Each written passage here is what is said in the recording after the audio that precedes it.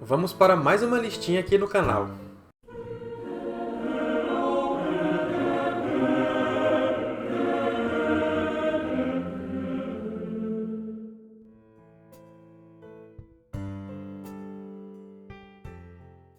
Olá, guardiões! Tudo bem com vocês?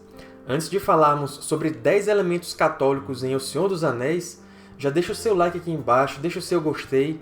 Quem está chegando agora ao canal já se inscreve clicando aqui no botãozinho vermelho e depois já aciona o sininho do YouTube para ativar as notificações e ficar sabendo sempre que houver um vídeo novo. Fazendo tudo isso, vocês ajudam a dar mais relevância ao Guardião aqui no YouTube. Vamos começar invocando a proteção da Santíssima Trindade. Em nome do Pai, e do Filho, e do Espírito Santo. Amém. Inspira nossas ações, Senhor, e acompanha-as com Teu auxílio, para que quaisquer das nossas atividades tenha sempre em Ti o seu início e o seu cumprimento. Por Cristo nosso Senhor. Amém. Ave Maria, cheia de graça, o Senhor é convosco. Bendita sois vós entre as mulheres, e bendito é o fruto do vosso ventre, Jesus. Santa Maria, Mãe de Deus, rogai por nós, pecadores, agora e na hora de nossa morte. Amém. Em nome do Pai, e do Filho, e do Espírito Santo. Amém. No mês passado, eu apresentei uma lista de 10 elementos que demonstram o simbolismo cristão em O Senhor dos Anéis. Hoje, vamos listar mais 10 elementos que demonstram especificamente o simbolismo católico. Ou seja, nada mais, nada menos do que uma lista complementar à primeira, pois se é católico, é cristão. Então, sem mais demora, vamos começar a lista de hoje. Número 1. Existem sacramentos, não símbolos. Para sua jornada, Galadriel graciosamente concede à Sociedade do Anel, aqui uma representação da Igreja, 7 dons místicos. Não são meros símbolos, mas reflexos cintilantes dos 7 sacramentos da Igreja, a transmissão da graça espiritual por meio dos ritos temporais.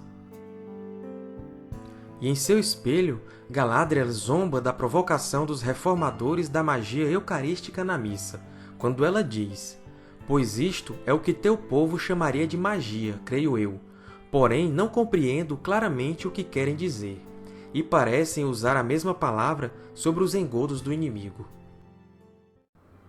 Os presentes que Galadriel deu foram de 7 tipos: uma bainha para Andúril, um cinto de ouro para Boromir, cintos de prata para Merry e Pippin, um arco para Legolas, uma caixinha com terra para Sam, uma mecha de cabelo para o Gimli e um frasco para Frodo. Os sacramentos são sinais eficazes da graça, instituídos por Cristo e confiados à Igreja, pelos quais nos é dispensada a vida divina. Os ritos visíveis, com os quais são celebrados os sacramentos, significam e realizam as graças próprias de cada sacramento. Eles dão fruto naqueles que os recebem com as disposições requeridas. Número 2. Assim como a graça e a criação são experimentadas por meio de um sacramento, o controle e a destruição são experimentados por meio de um antissacramento, um anel. O anel que Frodo carrega não é simbólico, mas funciona como um antissacramento. Dependendo da disposição espiritual de uma pessoa, um sacramento literalmente permite que a graça e a vida fluam para a pessoa através do reino físico. Da mesma forma, na Terra-média, a disposição espiritual dos personagens os torna mais ou menos suscetíveis ao poder antissacramento do Anel, que, se usado, literalmente traz mal e destruição para o portador. Sempre que colocavam um anel, Frodo dava a oportunidade de ser caçado pelos Nazgûl, ou prescrutado por Sauron. Naqueles momentos, quando Frodo se rendia ao anel, ele abdicava da graça. Celebrados dignamente na fé, os sacramentos conferem a graça que significam. Eles são eficazes, porque neles é o próprio Cristo que opera, é Ele que batiza, é Ele que age nos sacramentos para comunicar a graça que o sacramento significa. O Pai atende sempre à oração da Igreja do seu Filho, a qual, na epiclese de cada sacramento, exprime a sua fé no poder do Espírito. Tal como o fogo transforma em si tudo quanto atinge, assim o Espírito Santo transforma em vida divina tudo quanto se submete ao seu poder. É esse o sentido da afirmação da Igreja. Os sacramentos atuam ex opere operato. A letra, pelo próprio fato de a ação ser executada, quer dizer, em virtude da obra salvífica de Cristo, realizada uma vez por todas. Segue-se daí que o sacramento não é realizado pela justiça do homem que o dá ou que o recebe, mas pelo poder de Deus. Desde que um sacramento seja celebrado conforme a intenção da Igreja, o poder de Cristo e do seu Espírito age nele e por ele, independentemente da santidade pessoal do ministro. No entanto, os frutos dos sacramentos dependem também das disposições de quem os recebe. Antes de continuar com o conteúdo de hoje, vamos para um momento de caridade aqui do Guardião Católico. Como faz parte da proposta do canal, todo mês eu escolho uma pessoa ou entidade a ser ajudada, pois a caridade é uma parte imprescindível à nossa fé. Em 19 de julho de 2021, o menino Henrique foi diagnosticado com um tumor na cabeça, na região da glândula pineal abaixo do cérebro. Desde então, ele está fazendo o tratamento em Barretos, São Paulo, e já passou por 3 cirurgias e está aguardando os próximos passos. O tumor é um germinoma, misto e tem um crescimento muito rápido. A família é de Minas Gerais e a mãe teve que parar de trabalhar para cuidar do Henrique. Aqui embaixo na descrição do vídeo está o link da vaquinha online para ajudar e também o número da chave Pix para contribuir com qualquer valor. Toda ajuda é bem-vinda para quem está precisando. Então vamos continuar com o vídeo de hoje. Número 3. Os protagonistas perseguem absolutos, rejeitando qualquer disposição para transigir ou relativizar. Na Terra-média, há um caráter absoluto do que é certo e errado. Não há indício de relativismo moral que separe os diferentes povos ou raças. Aragorn diz a Elmer: o bem e o mal não mudaram desde antanho, nem são uma coisa entre os elfos e os anãos e outra entre os homens. Hoje vivemos numa época perigosa de relativismos. O amor é relativo, a moral é relativa, a verdade é relativa. Não é à toa que os índices de criminalidade e homicídio só aumentam. Mais e mais países permitem a prática do aborto.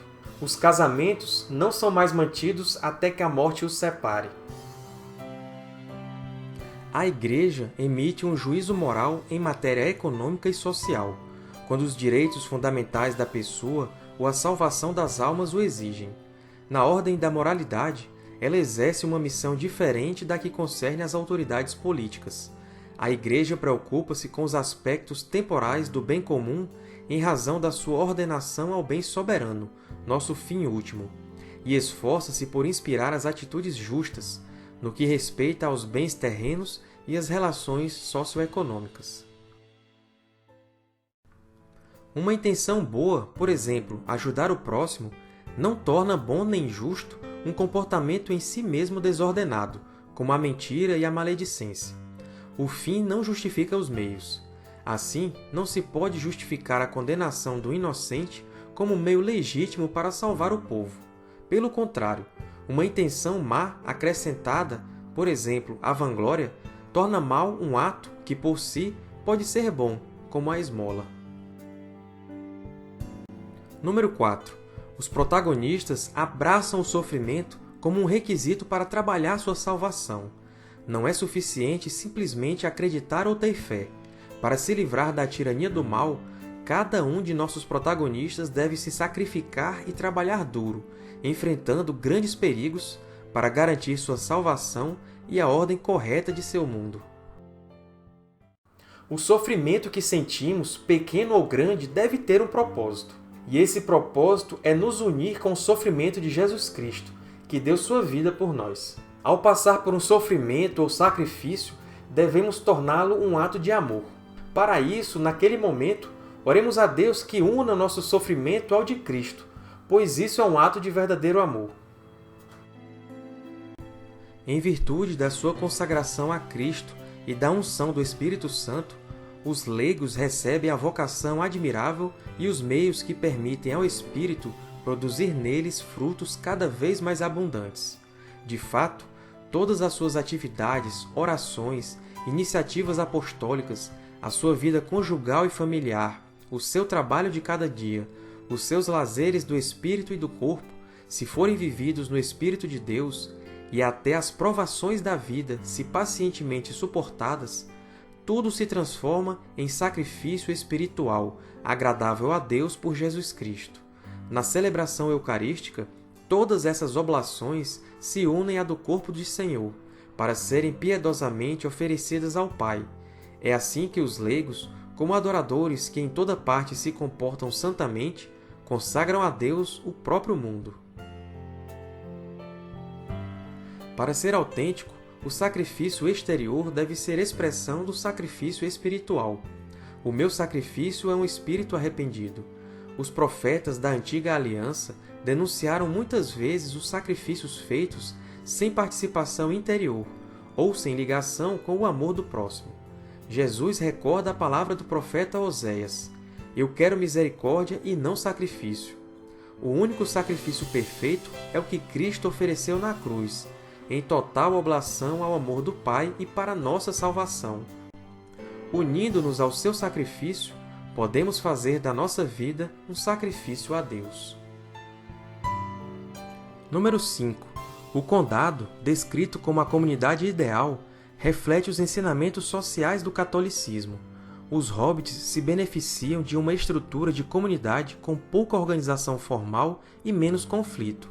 Eles trabalham apenas o suficiente para sobreviver e desfrutar da companhia um do outro. Não há ciúme nem ganância e raramente alguém faz algo inesperado. Há uma plenitude e graciosidade nela que parece vir naturalmente do altruísmo. Para Tolkien, os hobbits de suas histórias representam nós mesmos, pessoas comuns. Claro que os hobbits não são perfeitos e também erram, mas sua principal característica é a simplicidade e a ausência de ambição como um fim em si mesma. Tolkien falou numa carta que os hobbits foram criados pequenos, em parte para exibir a mesquinhez do homem simples, sem imaginação e provinciano, e principalmente para mostrar em criaturas de força física muito pequena o espantoso e inesperado heroísmo de homens comuns em apuros. A doutrina social da Igreja desenvolveu-se no século XIX, quando do confronto do Evangelho com a sociedade industrial moderna, as suas novas estruturas para a produção de bens de consumo, o seu novo conceito de sociedade, de Estado e de autoridade, as suas novas formas de trabalho e de propriedade.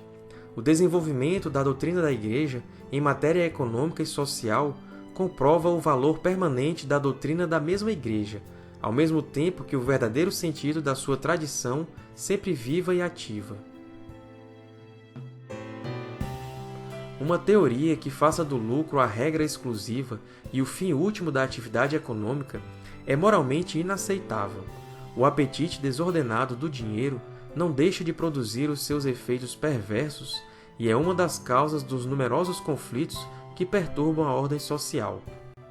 Um sistema que sacrifique os direitos fundamentais das pessoas e dos grupos à organização coletiva da produção é contrário à dignidade humana. Toda a prática que reduza as pessoas a não serem mais que simples meios com vista ao lucro escraviza o homem, conduz à idolatria do dinheiro e contribui para propagar o ateísmo. Não podeis servir a Deus e ao dinheiro. A Igreja rejeitou as ideologias totalitárias e ateias, associadas, nos tempos modernos, ao comunismo ou ao socialismo. Por outro lado, recusou, na prática do capitalismo, o individualismo e o primado absoluto da lei do mercado sobre o trabalho humano. Regular a economia só pela planificação centralizada perverte a base dos laços sociais. Regulá-la só pela lei do mercado é faltar à justiça social, porque há numerosas necessidades humanas que não podem ser satisfeitas pelo mercado. É necessário preconizar uma regulação racional do mercado e das iniciativas econômicas, segundo uma justa hierarquia dos valores e tendo em vista o bem comum. O desenvolvimento das atividades econômicas e o crescimento da produção destinam-se a ocorrer às necessidades dos seres humanos. A vida econômica não visa somente multiplicar os bens produzidos e aumentar o lucro ou o poder. Ordena-se, antes de mais, para o serviço das pessoas, do homem integral e de toda a comunidade humana. Conduzida segundo métodos próprios, a atividade econômica deve exercer-se dentro dos limites da ordem moral e segundo as normas da justiça social, a fim de corresponder ao desígnio de Deus sobre o homem. Então é isso, pessoal! Para o vídeo não ficar muito longo, nós vamos terminar a lista no próximo vídeo, combinado? Antes da despedida final, vamos encerrar invocando a proteção de nosso Pai Criador. Pai nosso, que estais nos céus, santificado seja o vosso nome. Venha a nós o vosso reino. Seja feita a vossa vontade, assim na terra como no céu. O pão nosso de cada dia nos dai hoje. Perdoai-nos as nossas ofensas, assim como nós perdoamos a quem nos tem ofendido. Não nos deixeis cair em tentação, mas livrai-nos do mal. Amém. Louvado seja nosso Senhor Jesus Cristo, para sempre seja louvado, e sua Mãe Maria Santíssima. São José, rogai por nós. São Pedro, rogai por nós. São Paulo, rogai por nós. São Miguel Arcanjo, rogai por nós. São Rafael, rogai por nós. São Gabriel, rogai por nós. Santo Padre Pio de Petreutina, rogai por nós. São Pio X, rogai por nós. Santa Faustina, rogai por nós. Santa Teresinha do Menino Jesus, rogai por nós. Santa Dulce, rogai por nós. São Francisco de Assis, rogai por nós. Santo Inácio de Loyola, rogai por nós. Glória ao Pai, ao Filho e ao Espírito Santo, como era no princípio, agora e sempre. Amém. Em nome do Pai, do Filho e do Espírito Santo. Amém. Eu espero que vocês tenham gostado desse vídeo. Então, quem esqueceu de curtir, deixa o gostei aqui embaixo. Quem esqueceu de se inscrever, se inscreve. Toca no sininho e não perca mais nada. Siga o perfil Guardião Católico no Instagram para ter acesso ao conteúdo extra ao que temos aqui no YouTube. Ajude o Guardião Católico a crescer divulgando os nossos vídeos e mostrando para os amigos. É sempre um prazer falar de Tolkien e da Igreja com vocês. Então, até o próximo vídeo e um abraço!